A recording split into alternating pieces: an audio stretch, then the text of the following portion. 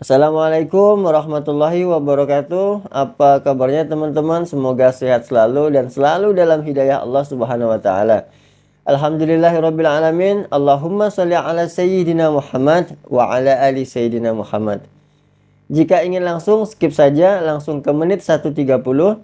Di sini saya akan bacakan komenan dari sahabat semuanya yang insya Allah akan Mimin bacakan ya satu persatu. Dari Rustini maksudnya. Masya Allah tabarakallah. Allah tuh emang terbaik ya Gurunda. Allah tuh maha baik banget. I-nya banyak ya teman-teman, makanya saya baca baik banget. Maka apapun itu libatkanlah Allah dalam segala aktivitas kehidupan kita. Emoticon api gitu teman, bersemangat. Yang kedua ada dari Askia_BR. Masya Allah, terima kasih Pak Ustadz sudah mengingatkan. Walaupun sangat sulit, kadang sebagai manusia suka egois. Dan semoga saya bisa istiqomah di jalan Allah. Amin. Amin ya rabbal alamin. Oke teman-teman, tidak perlu berpanjang lebar. Marilah bersama-sama kita saksikan kajian dari Ustadz Hanan Attaqi. Jika ingin support, saya ingin ingatkan, silahkan tuliskan di kolom komentar. Jika ada waktu, insya Allah akan saya usahakan untuk saya bacakan. Oke, selamat menyaksikan. Allah ngasih lagi kita kesempatan buat belajar, buat itikaf di masjid, buat talabul ilmi, menuntut ilmu, yang mudah-mudahan apa yang kita dengar pada malam ini bisa menambah iman kita kepada Allah Subhanahu wa taala. Karena seperti yang pernah saya sampaikan dulu tuh, mencari ilmu dalam Islam intinya adalah mengasah rasa, bukan menambah wawasan. Menambah wawasan itu kebaikan, tapi bukan inti dari ilmu. Inti dari ilmu itu adalah mengasah rasa di dalam hati. Yang kalau dalam bahasa Islam disebut dengan, dalam bahasa agama disebut dengan iman. Sehingga bisa jadi seseorang tahu Al-Quran cuma satu ayat, tapi kalau dengan ayat itu dia bertambah dekat sama Allah, bertambah yakin, bertambah banyak amal solehnya, berarti dia adalah orang yang mendapatkan ilmu. Sebaliknya ada orang yang menghafal banyak ayat, mengetahui banyak hadis, atau dia punya gelar-gelar akademik di bidang agama, cuman gak nambah iman ke Allah, gak nambah takut kepada Allah, gak nambah dekat sama Allah, berarti dia cuman mendapatkan wawasan, bukan ilmu. Sehingga inti dari ilmu itu adalah mengasah rasa. Dan dalam Islam, tempatnya ilmu itu bukan di pikiran, tempatnya ilmu itu di hati. Sehingga yang disebut dengan fikih atau faqih, orang yang mengerti, kata ulama al-fiqhu fiqhul qulub. Mengerti itu tempatnya di dalam hati. Apakah kamu sudah mengerti? Kalau kita katakan sudah, itu artinya kita udah ngerasain di hati. Bukan sudah mengerti dalam arti kita udah hafal, udah paham, udah ingat, udah tahu. Bukan itu yang dimaksud dengan sudah mengerti dalam kalimat fikih. Tetapi yang dimaksud dengan kalimat mengerti sudah bertambah yakin di dalam hati. Sehingga kalau misalnya kita dengar satu nasihat, satu ilmu, satu tausiah, gak nambah yakin dalam hati, berarti kita baru dapat wawasan. Makanya mudah-mudahan majelis-majelis kayak gini nih bisa benar-benar mencas iman kita. Yazid bisa nambah keyakinan kita kepada Allah Subhanahu wa taala. Walaupun teorinya mungkin gak terlalu rumit. Ada mungkin pembahasan tentang akidah mengenal Allah dengan teori yang rumit. Dibagi-bagi, misalnya akidah itu terbagi kepada 4 bagian. Ada istilah rububiyah, ada istilah uluhiyah, ada istilah asma, ada istilah sifat. Ini teori akidah. Tapi setelah membahas semua teori akidah ini, terus dia nggak makin yakin sama Allah, kalau ada masalah diserahin sama Allah, berarti dia baru dapat wawasan, belum dapat ilmu. Ada orang yang nggak ngerti istilah rububiyah, nggak ngerti istilah uluhiyah, asma, sifat dan seterusnya. Tapi kalau lagi ada masalah dia bilang tenang aja ada Allah, dia dapat ilmu. Jadi kita jangan terlalu rumit dengan istilah, tapi berusaha untuk merasakan semua kebaikan-kebaikan dalam ilmu itu di dalam hati kita. Lagian kan kita nggak pengen belajar untuk dapat gelar akademis sebagai seorang LC, MA, doktor ya. Kan kita belajar pengen memperbaiki diri, sederhana. Dan kita juga tidak belajar agama untuk menjudge orang lain, untuk menghakimi orang lain, untuk jadi bahan debat di sosial media. Kita belajar murni untuk memperbaiki diri karena kita sadar bahwa diri kita belum sempurna. Mudah-mudahan malam ini kita dapat apa yang kita cari.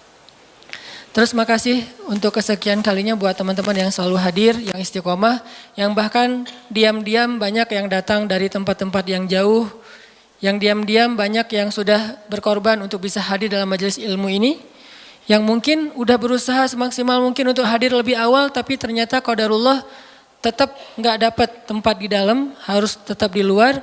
Maka mudah-mudahan Allah Maha tahu apa yang sudah teman-teman perjuangkan.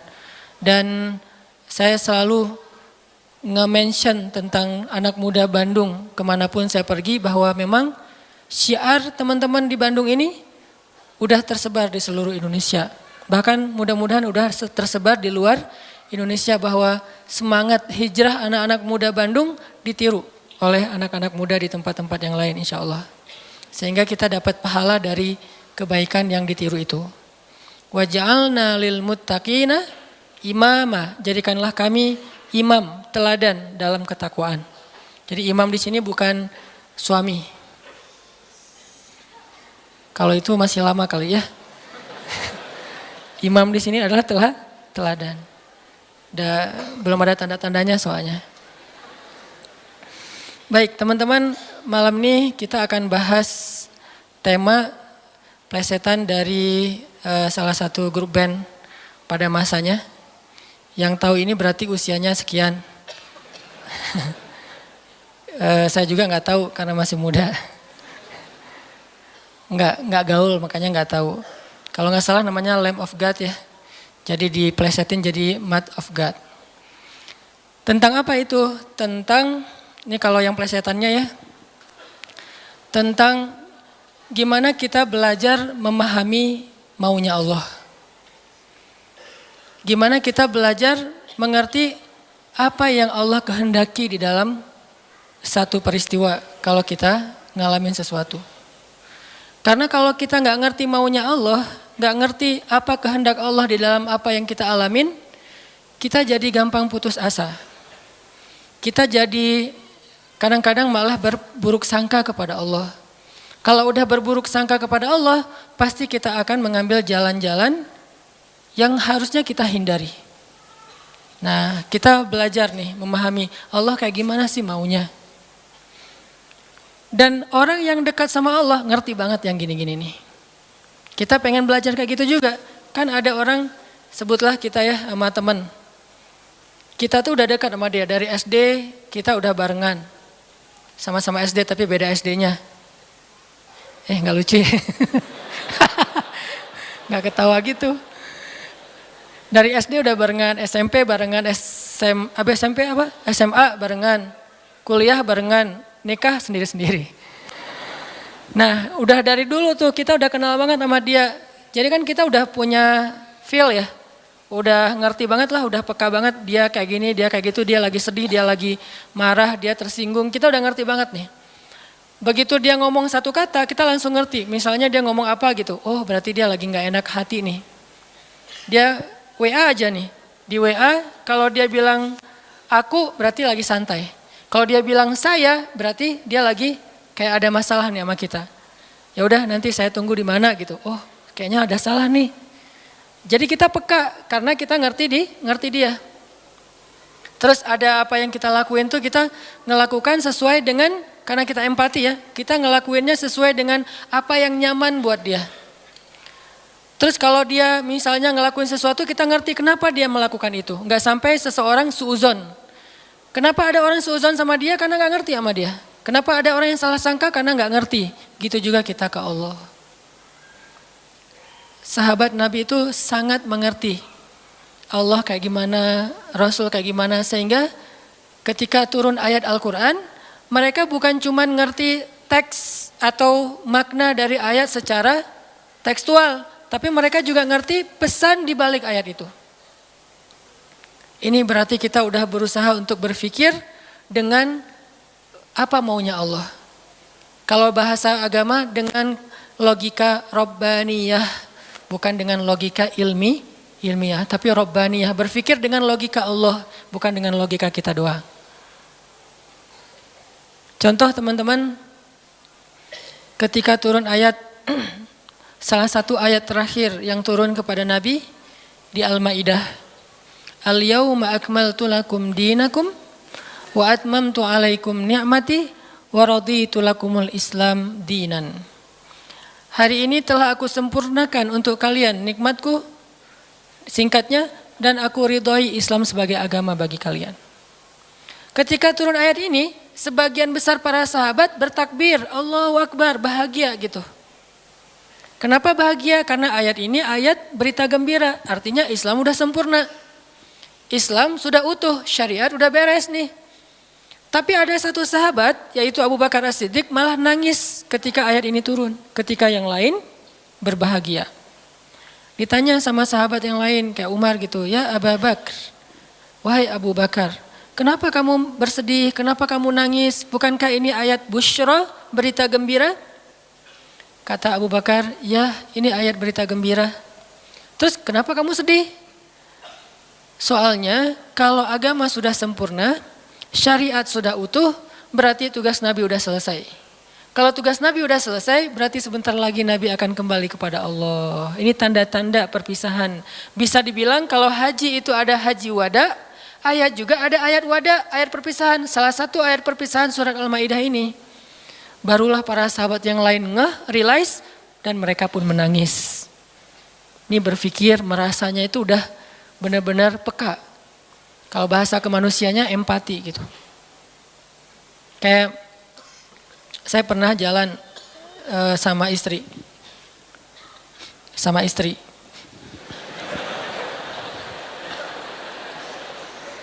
Soalnya nggak mau saya jalan sendiri. Pasti jalan sama istri. Terus diajak sama temen makan seafood, ikan panggang. Istri saya tuh udah tahu kalau saya nggak biasa dan nggak masuk nih kalau makan ikan panggang. Paling mentoknya ikan goreng atau ikan di asam pedas gitu ya, garang asam. Tapi kalau yang panggang nggak masuk. Diajak sama teman saya, Ustadz ada ikan panggang enak banget nih, seafood, benar-benar makannya di samping laut. Saya kan nggak enak nolak undangan ya. Oh ya boleh. Istri saya langsung lirik-lirik. Dan dia nanya, ada yang digoreng nggak? Kenapa dia bisa langsung ngomong gitu? Kan tahu kan jawabannya? Nah, ada nggak yang ngerasain kita kayak gitu kalau lagi jalan? Belum ya? Duh, maaf ya salah ngomong. Yang empati sama kita, yang ngerti banget kita maunya apa, nggak sukanya apa, dia langsung ngerti, langsung minta ikan goreng. Karena saya tahu saya nggak bisa makan ikan panggang. Atau ada yang ngajak makan kayak ada terasinya, ada jengkolnya. Ini enak banget nih segala macam promo gitu. Saya diem aja. Kan nggak mungkin saya bilang saya nggak suka jengkol, nggak suka terasi. Ternyata menu favorit restoran itu justru jengkol sama terasi. Istri saya langsung mesen apa gitu. Ada telur goreng misalnya. Ini artinya udah ngerti dan berpikir merasa dengan cara empati tadi, peka. Bisa nggak kita ke Allah kayak gitu?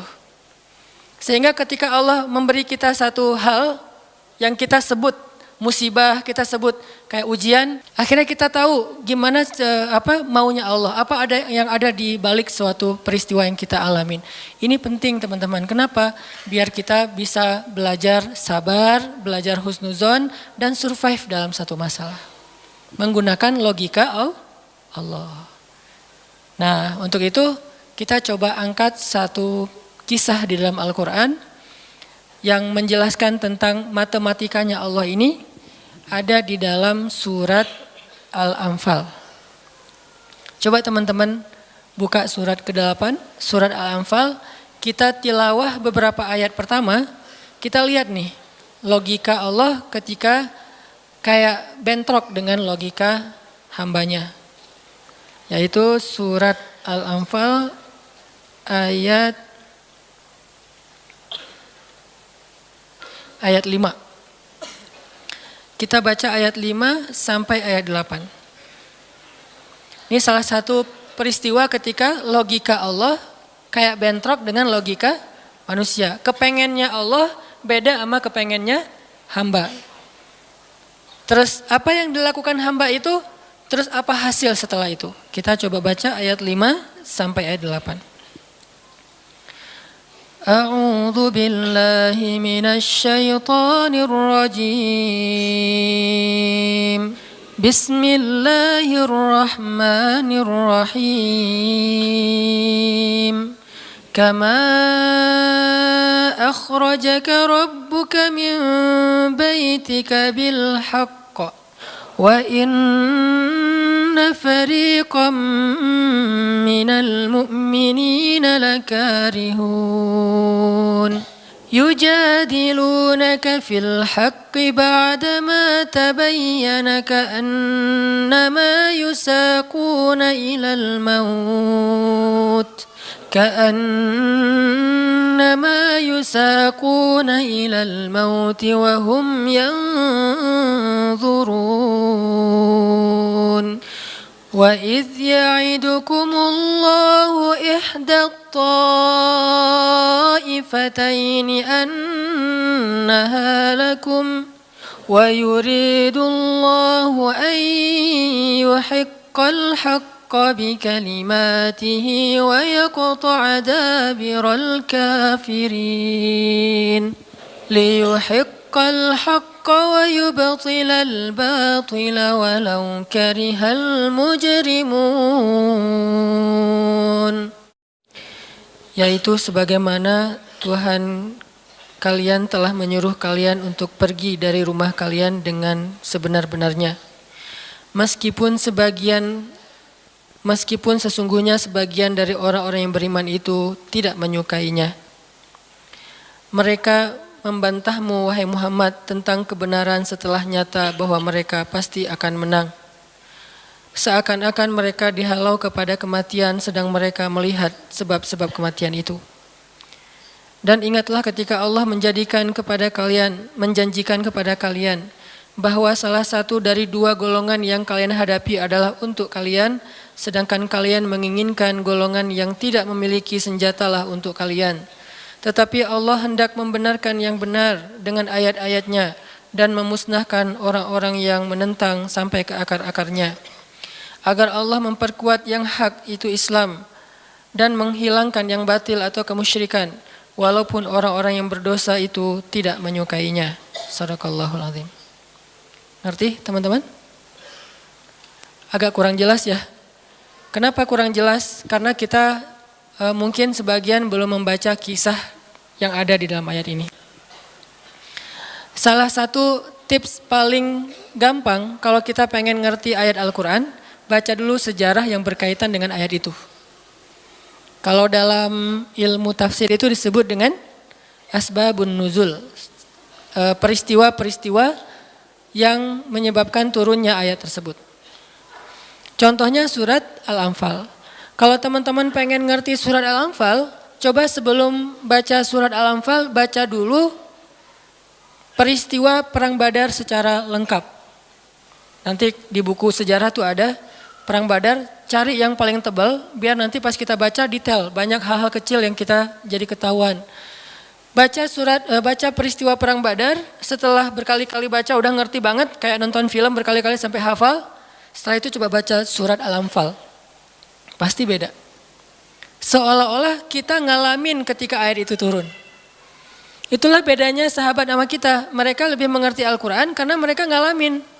Nah kita kan cuma membaca teks sejarah, tidak mengalami. Tapi kalau kita baca sejarah berkali-kali lalu baca Al-Anfal, itu akan lebih berasa. Itu yang saya alami. Nah, termasuk ayat yang tadi kita baca. Apa sih yang terjadi sampai turun ayat kayak gini? Yang terjadi dulu di tahun kedua setelah Nabi hijrah ke Madinah, orang-orang Mekah yang dipimpin oleh Abu Sufyan mau berdagang ke Syam. Apa yang mereka bawa dalam karavan dagang? Harta-harta orang Islam yang dirampas ketika orang Islam hijrah ke Madinah. Jadi kayak misalnya Abu Bakar hijrah ke Madinah, harta Abu Bakar yang ditinggalin di Mekah itu dirampas sama Abu Sufyan.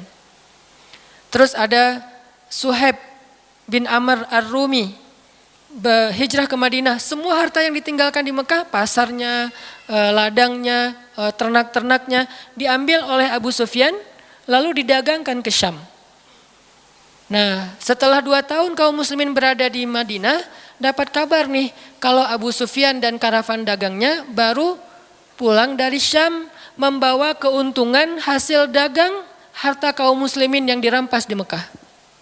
Berarti yang dibawa oleh Abu Sufyan harta siapa? Harta kaum muslimin ya, harta sahabat. Sehingga Nabi mengatakan, mari kita cegat Abu Sufyan yang ngelewatin jalur dekat kota Madinah, karena emang itu jalur lintas antar negara. Mari kita cegat Abu Sufyan dan kita ambil kembali hak kita. Itu tawaran Nabi kepada orang-orang Muhajirin. Makanya bisa dibilang perang Badar ini perang khusus buat orang Muhajirin. Orang Ansor gak boleh ikut. Karena awalnya juga pengen ngambil harta orang Muhajirin. Itu skenario awal. Mencegat karavan dagang untuk mengambil kembali hak mereka. Yang namanya karavan dagang kan gak banyak pengawal. Beda dengan pasukan perang. Paling-paling pengawalnya 10-20 dibandingkan sahabat yang 300 orang, ini kecil.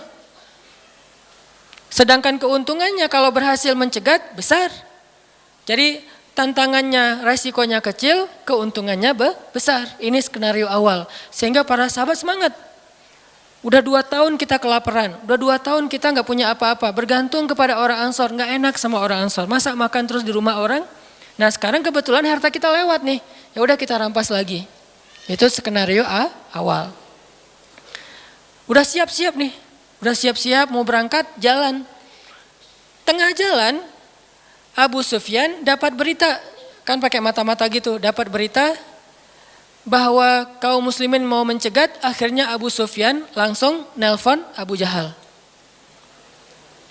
Jahal gitu. Nelpon Abu Jahal. Dan sinyalnya bagus lagi waktu itu. Langsung telepon. Gak putus-putus. Kita mau dicegat nih, coba kamu kirim pasukan untuk melindungi karavan dagang. Soalnya harta yang kami bawa juga ada hak kamu di situ. Jadi diiming-imingi. Abu Jahal pun kemudian mengumpulkan orang-orang Mekah sebanyak kurang lebih 1.000 orang untuk mengawal karavan dagangnya Abu Sufyan. Langsung melesat, satu pasukan bergerak cepat sehingga sekarang ada 2 target. Satu karavan dagang, satu lagi pasukan militer yang jumlahnya 1.000 orang. 3 kali lipat lebih banyak dari kaum muslimin. Tiba-tiba turun ayat kepada Nabi. Terus Nabi mengatakan kepada para sahabat, wahai para sahabat, sekarang kita punya 2 pilihan. Mau tetap mencegat Abu Sufyan atau kita sekarang malah beralih ke Abu Jahal dengan pasukannya. Sok pilih yang mana kalian. Kaum muslimin sebagian besar memilih tetap seperti rencana awal mencegat karavan dagang. Jangan mencegat pasukan. Ngapain kita capek-capek perang sama Abu Jahal, untungnya nggak ada. Terus pasukannya lebih banyak, resikonya lebih besar. Dan mereka terlatih, kita sipil yang dipersenjatai seadanya. Mending kita tetap kepada Abu Sufyan, untungnya besar, resikonya kecil, dan sama-sama sipil. Tapi ternyata ketika disuruh pilih kayak gitu, kaum muslimin udah memilih pilihan mereka, Allah memilih pilihan Allah. Kata Allah, enggak, aku memilih kalian menghadapi Abu Jahal. Berat gak sih kayak gitu? Ini matematika Allah, hitung-hitungannya Allah nih. Logika Allah. Kadang hidup kita kayak gitu banget teman-teman. Kita pengen kuliahnya ini, ternyata yang lulusnya bagian ini. Saya dulu pengen kedokteran. Tapi lulusnya malah ke Mesir. Ya alhamdulillah, karena nilai eksatnya jelek. Ya udahlah ke Mesir aja. Dan ke Mesir juga dulu niatnya bukan mau kuliah, mau main. Wah bagus juga kan dulu ada Dunia dan Berita suka perkiraan cuaca gitu kan, internasional. Kairo hujan gitu. Wah Kairo pengen kuliah ke luar negeri. Artinya bukan pengennya saya ke Kairo, tapi Allah menghendaki kayak gitu. Bukan pengennya saya menikah, Allah yang menginginkan. Saya pengennya dari dulu, bukan waktu itu. Jadi bukan pengennya saya menunda pernikahan ya. pengennya mah 17 tahun nikah lah. Lulus SMA atau belum lulus mah nikah. Tapi pengennya Allah usia 22 tahun. Ada yang 32 tahun. Ada yang 42 tahun. Ada yang masih sendiri. Nah pengennya kita mah udah mau nikah nih sekarang nih. Tapi pengennya Allah jangan, kamu jaga ibu dulu. Pengennya kita kerjanya kayak gini nih, usaha, tapi takdirnya Allah jadi misalnya masuk ke pegawai negeri atau sebaliknya pengennya pegawai negeri malah jadi pengusaha dan seterusnya. Ada lulusan sains tapi usahanya di wisata kuliner, di usaha kuliner. Ada yang kayak gitu. Ada teman saya lulus ITB planologi, tata kota, tapi usaha kuliner. Tapi alhamdulillah dan sukses. Jadi kadang-kadang kepengennya kita sama Allah itu suka bentrok. Dalam kondisi kayak gitu apa yang harus kita lakukan? Termasuk kepengennya kita nggak punya anak dulu, tapi nggak tahu gimana caranya tiba-tiba punya anak misalnya. Masih nggak tahu lagi gimana caranya ya. Kan ada tuh udah nikah, kita jangan punya anak dulu ya, karir dulu, ya aja, tapi ternyata nggak ada ikhtiar, pasrah gitu ya, akhirnya punya anak misalnya. Kan bukan kepengennya kita. Atau pengen punya anak tapi belum punya aja, udah 15 tahun menikah belum punya anak. Kayak Nabi Zakaria, gimana nih? Ketika apa yang kita inginkan dengan apa yang Allah inginkan, kesannya bentrok. Itulah yang terjadi kepada kaum muslimin dalam perang Badar. Mereka pengen Abu Sufyan, Allah pengen Abu Jahal. Sehingga Allah katakan di ayat 5-nya, wa inna fariqam minal mu'minin lakarihun. Walaupun sebagian orang-orang yang beriman itu karihun, nggak suka. Sehingga pada diam-diam mereka sebetulnya ngeluh gitu. Kenapa ya jadi berubah gini? Tahu gini dari awal, gitu kan ya? Mulai desas-desus di antara kaum muslimin. Karihun, tidak suka dengan pilihan ini, nggak suka dengan tawaran ini. Inilah yang terjadi. Dan kita kadang-kadang juga karihun dengan kehendak Allah. Karihun, kenapa sih harus kayak gini? Kenapa sih saya hidupnya gini-gini amat? Kenapa saya yang diperlakukan kayak gini? Kenapa? Dulu ada satu tips, katakan saja la'allahu khair. Ya mudah-mudahan ada kebaikan di sini. Yang penting saya udah ikhtiar, jadinya kayak gini, ya udah jalanin aja. Saya udah ikhtiar, jadinya sama dia, ya udah jalanin aja. Mudah-mudahan la'allahu khair. Alhamdulillah telah kita dengarkan kajian dari Ustadz Hanan Attaqi. Walaupun kita ulang-ulang ya teman-teman, semoga tidak bosan dan tetap mendapatkan manfaat. Ada sebuah hadis untuk menutup pertemuan kita dengan doa kafaratul majelis, yaitu dari Abu Hurairah radhiyallahu an berkata, Rasulullah shallallahu alaihi wasallam bersabda, barang siapa yang berada pada suatu majelis, kemudian pada majelis tersebut terdapat banyak perkataan yang tidak berguna, lalu sebelum beranjak meninggalkan majelis mengatakan hal yang ini, yaitu kafaratul majelis, kecuali telah diampuni baginya apa yang ada pada majelis tersebut. Hadis riwayat Tirmizi. Seperti apa doanya? Yuk kita baca sama-sama teman-teman. Bismillahirrahmanirrahim. Subhanakallahumma wa bihamdika asyhadu an la ilaha illa anta astaghfiruka wa atubu ilaik. Yang artinya, Maha suci Engkau ya Allah, dengan memujimu aku bersaksi bahwa tiada Tuhan selain Engkau. Aku mohon ampunanmu dan aku bertaubat kepadamu. Wabillahi taufik wal hidayah. Wassalamualaikum warahmatullahi wabarakatuh.